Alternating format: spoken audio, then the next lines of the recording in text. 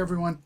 Got a request to hit a little bit on the focus motor and some of the setup on the DJI Ronin. That's what this one's about. So if you know everything there is to know about the focus motor, skip this one. If you would like some interesting know-how on what I've done with it, stay tuned. Thanks. This is a DJI Ronin SC focus motor. I believe it's the same motor that's actually used on the RSC2 and probably used in a bunch of other places as well. What it really is just a motor with a gear on it. This little gear right here meshes with a strap that goes around your lens, kind of like this. Just to show you what it comes like, basically you get something along the idea of this. Usually a little longer, depending upon the size lens you get. You wrap this around the focus ring of the lens, get it to where it's snug and tight and can actually grip. It is kind of rubbery. And what will happen is, as the motor spins, it'll mesh with this particular gear here and this strap, and it'll actually spin your focus ring. You can use this remotely by using the remote control focus puller knob that actually mounts on the handle of the gimbal. I'll show you that in a second, but when you spin this dial on the handle of the gimbal, this motor spins in turn, rotating your focus ring on your lens around. So really what you want to do is kind of start with getting this ring or gear ring around the focus of the lenses you want to use. I actually went out and bought a couple of extras because the lens difference isn't the same.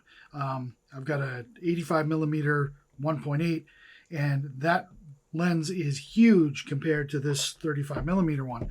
And rather than pulling them off and taking them on, putting them off, and having to fiddle with getting the adjustment just right so that it clears everything and doesn't get in the way of anything and stays on that track, it was just easier to get a couple so that mount one, cut it a little short, leave it just a little long enough so you can grab it.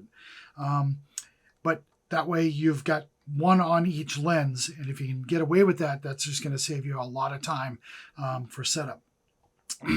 The other thing to keep in mind is the knob here is going to act as your stop on some lenses. This lens, for example, just will keep spinning the focus ring.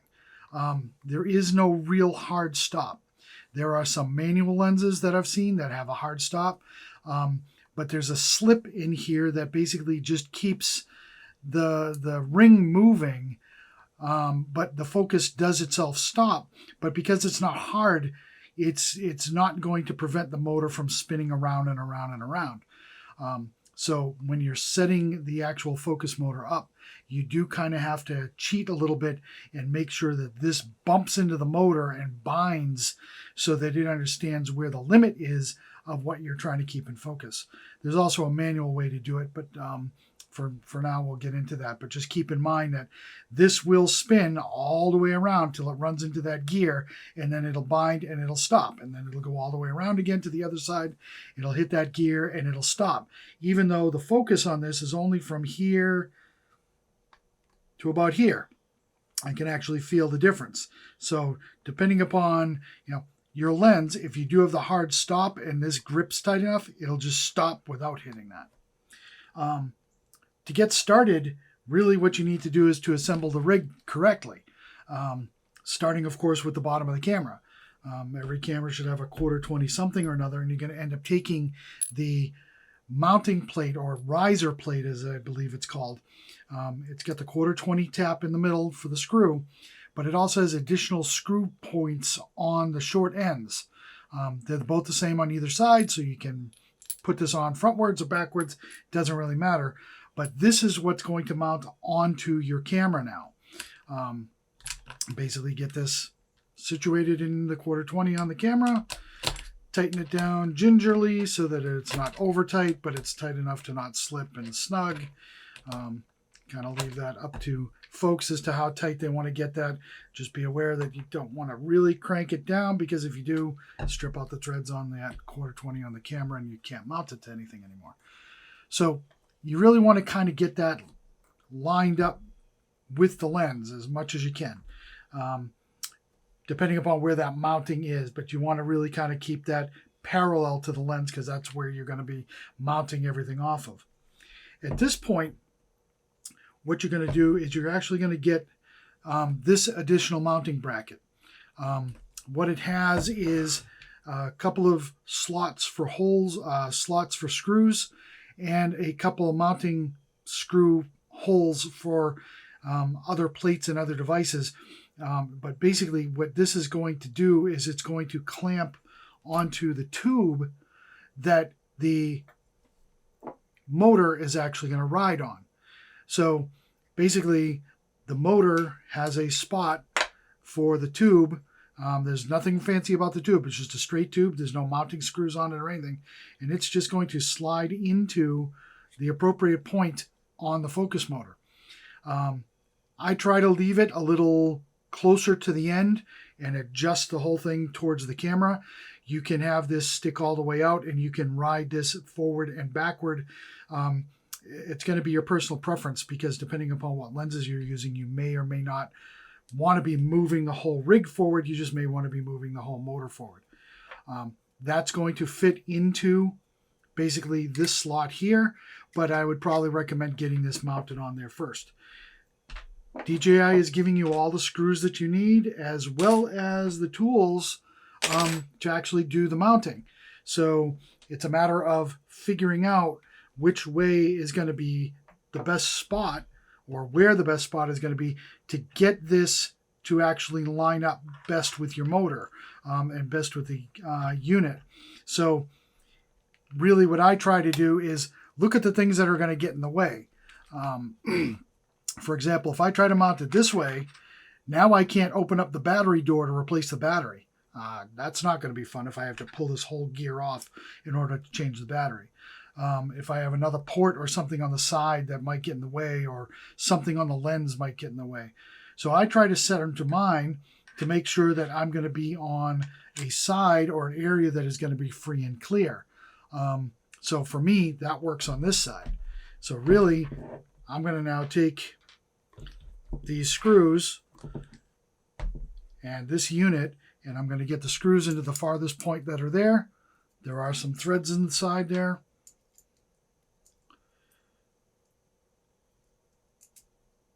And it is a little tricky to get them started. Sometimes they go right in. There we go.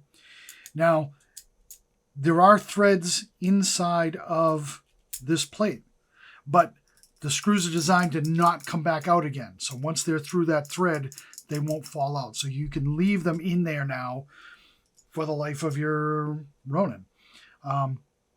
Get these lined up. Get them screwed down. And again, don't over torque anything, but get it snug, because if you over torque it and you strip out the threads, it's going to be a pain in the neck to get that fixed. And finding parts might be a little tough these days. So with that in here now, I've got a spot where I can actually mount the motor. So now this can slide into here, and really all it's now got to do is I just have to get that motor to mesh with the gear that's on that focus ring within reason, and tighten down any of the adjustment screws. There's one, of course, on the rod, and there's, of course, the one on the motor. But I usually get this set to this manner so that I've got a short little piece not sticking way out in the front so I don't get anything in my field of view. And having a little extra on the back end here lets me tie some other stuff to this as well. Cables, the wiring that's going to come around to the gimbal on this, and so on. But basically you want to make sure that this gear that's right here is meshing with that motor. And of course you can make the adjustments by popping the adjustment screw on the back, and you can swing it out and you can swing it forward. And by doing that, you can also adjust this forward and backwards on that axis. Once you've got this set, we're going to actually need to now mount this to the actual gimbal. And that's where your actual mounting plate comes in. I believe originally there's going to be one screw. Again, DJI supplies a set of 2 screws so that you can get the 2 screws here and mount that to the 2 screws that are in the bottom of this plate. And once you get those lined up, again, you're kind of working this towards the heavy side, especially if you're putting this focus motor on there. You're adding a considerable amount of weight. So it's really just you need to get these lined up, get them slotted so that it's all the way down to the heavy side. And once you've got these screwed in and set, that's kind of it until you get this mounted on the gimbal. Once it's mounted there, I'll show you how to wire it up. But we'll go through a little bit of the assembly of the gimbal as well. But that's really just the rig of the camera. And if you did need to slide this off the gimbal, this is really everything you're dealing with, is just the camera on top of the rig on the bottom, and you're good to go. All right, so now we're going to mount this on the gimbal. And of course, we have the gimbal itself. That's this funny looking mechanism that if you've never seen one before, this is in its folded condition, so don't freak out. It does expand out. The battery or the handle, you're going to want to make sure this is charged before you actually start, working anything on the gimbal. Otherwise, you're just not going to have any power. And of course, the little tripod feet that work into the bottom. What's nice is that they've actually given you a 1/4-20, and I believe it's like a 3/16 or a 5, I don't know, 3/8 maybe, but a really nice beefy connector in the bottom. Should you want to mount your gimbal to, say, a crane arm or something. There are some cool things that you can do with the gimbal itself remotely with the phone app, and relying just on that 1/4 inch thread for holding this mechanism to something moving, I would definitely go for that larger connection if you can do it.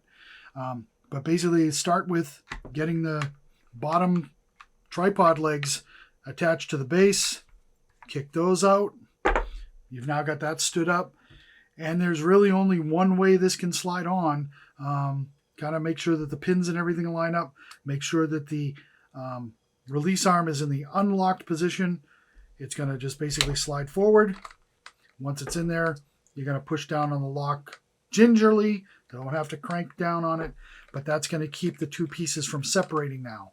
And with that, you've now got basically the gimbal handle or the controls ready to go, except for the actual focus mode controller.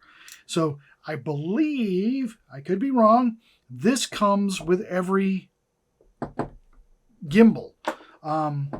It seems kind of odd that they just don't supply the motor with every gimbal, but I suppose if you've got some of the newer cameras where the focus is almost instantaneous, you might not need it, I guess, but I would highly doubt that, I guess. Now you're going to take the actual focus motor controller and you're going to actually make sure that that is set.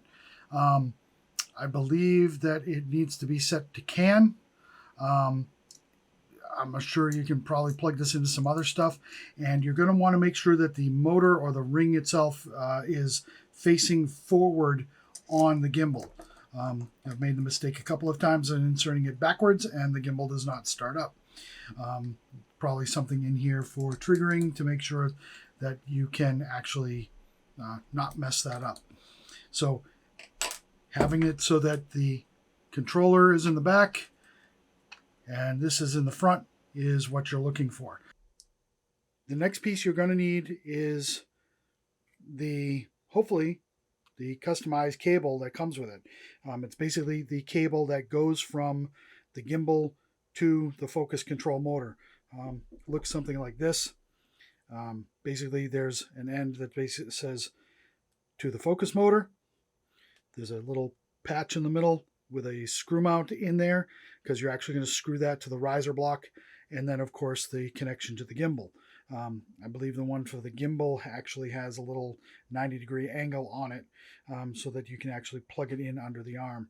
But there is actually a little bugger of a screw. You're going to take one of the screws that you cut, and it's going to go down inside this little circle slot that's in there. Again, you're using the same tools that are already given to you. You're going to want to make sure that that screw is sticking out of the end here. You can kind of see that here. And where you want to mount that is to the underside of the block or the arm that the whole rig is attached to.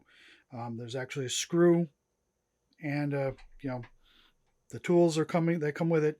Mount to that arm that the control motor actually mounts to, and now you're left with a free end. And when you go to actually mount the camera on the gimbal,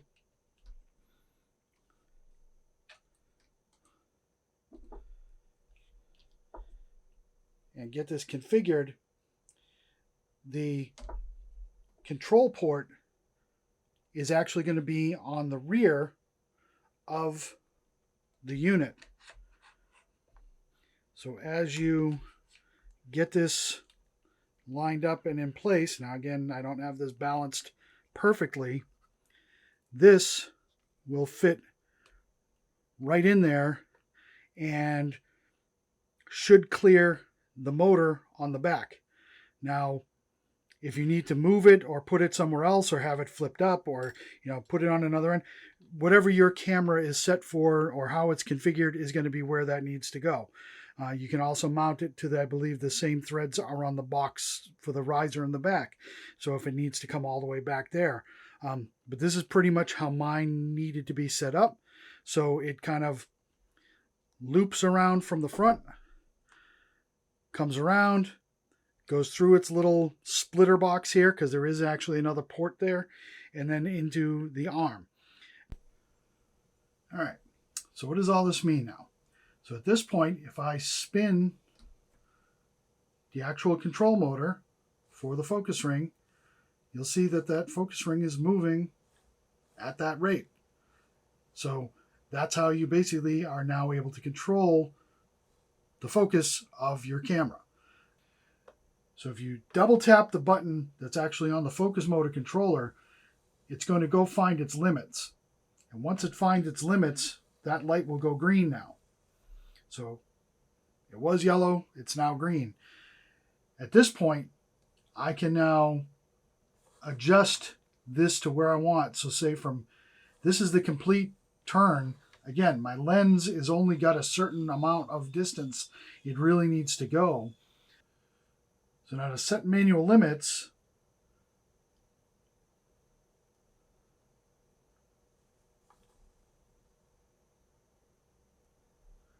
to single press at each of those limits.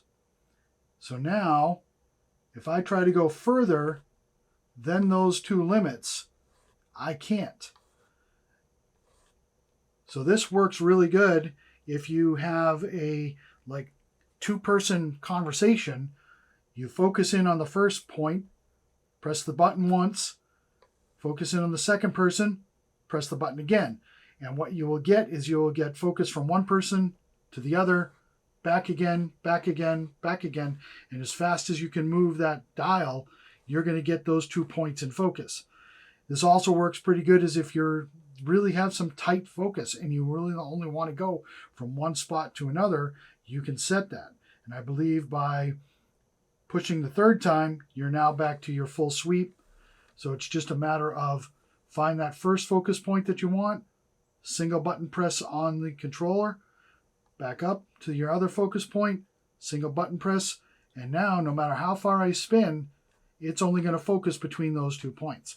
Something I found extremely useful to making sure that I stayed within a focal range. Hey, thanks for watching. If you like this one, hit the like button. If you want to, subscribe. Hopefully there'll be a few more videos coming out this year. It's been a little tough. Summer's been a little crazy here. Just keep in touch. Any questions, send me a comment. Thanks.